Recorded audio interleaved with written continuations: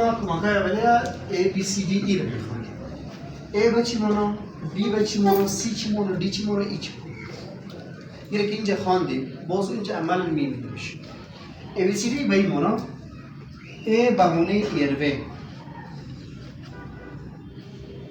ایروه طرق تنفسیش رو می‌بینیم. مثلا یک مریض از حادثه کرد از هر جایی که مثلا یا چیزی بند مانده، اما شما این ABCD رو میتونی انجام بدید. گپ اولش ایروه است. ایروه طرق تنفسیش چک میکنم که بند نمانده. اگر بند مانده بود راههای دیگه خیلی زیادتر است. دومش از بریتینگ، خود تنفس گرفتن است. بریتینگ یا تنفس گرفتن.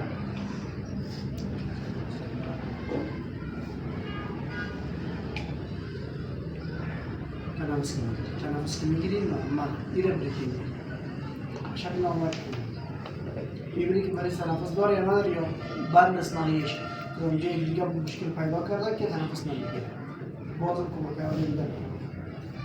سی سرکولیشن است. سرکولیشن با معنی جریان خون است. دست قطع شد، پای قطع شد، چاقو خوردی، خونریزی پیدا شد، هر چی که بود، یعنی خلاصی که مایات بدن یا خونی بدن از دست دادیم. وقتی که از دست دادیم شما جریان خون مریض پورا بکنید. سرکولیشنش باید بسته کنیم برش، لازمه بسته کنیم، خون ضرورت خون بدین به مریض. این کلش به مریض بدین. این سرکولیشن است. یک موقع شما میکنید که باشه مستقیما کانال بسته میکنید و مستقیما مواد برش میکنید. اگر خون ضرورت خون نداشت خون رو میکنید. ماهی ضرورت ماهی میکنید. سالن ضرورت سالن میکنید. رنگر ضرورت رنگر میکنید. هر چیزی که ضرورت به مریض میکنید. مهمترین کم چیز که هر کاری عاجله که به مریض میکنید شما اگر پروسیجر عادی باشه یک کانال داشته باشه خوبتر است. کانال بسیار کمک میکنه. یعنی جریان خون شما مریض چک میکنه که جریان خونش چی رقم است. این بود دی چهارمش دی به معنی دیسابیلیتی. مریض کدام معیوبیت داره، دست شکسته، پای شکسته، کمر شکسته، گردن شکسته. این مریض داره. شما چی کار میکنید؟ این استیبل باید وضعیت نگاه میکنید. باید وضعیت که نگاه کردیم بعد شما میتونید به مریض کمک کنید. چرا موقع وضعیت نگاه میکنیم دستکش بشکنن، پای بشکنن، گردن بشکنن؟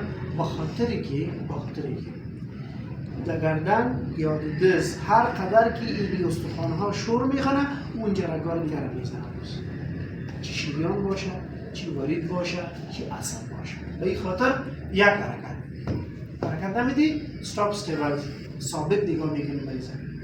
دست ثابت نگاه میکنی، پای هر وقت مثلا در یک عجل کار میکنی تو. پایش ثابت نگاه کن، دستش ثابت نگاه کن، دستش ثابت نگاه کن، پایش ثابت نگاه کن. این کل شما میتونید به یک جهت بله. دیگه چی هست؟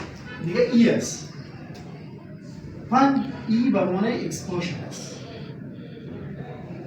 ای عاجل میده، ای عاجل کار است، کار عاجل است.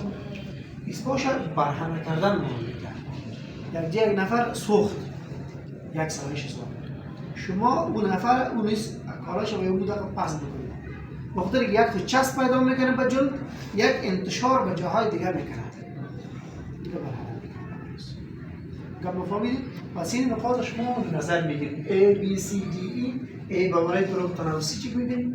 بریتینگ تنفس رو میگیره یا نمیگیره؟ سرکولیشن خود جریان خونه، دیسابیلیتی معیوبیت که چیز نداره. این ثابت نگاه میکنید. و اکسپوژر برهنه کردن است. طورش موندید. این بسیار است. حالش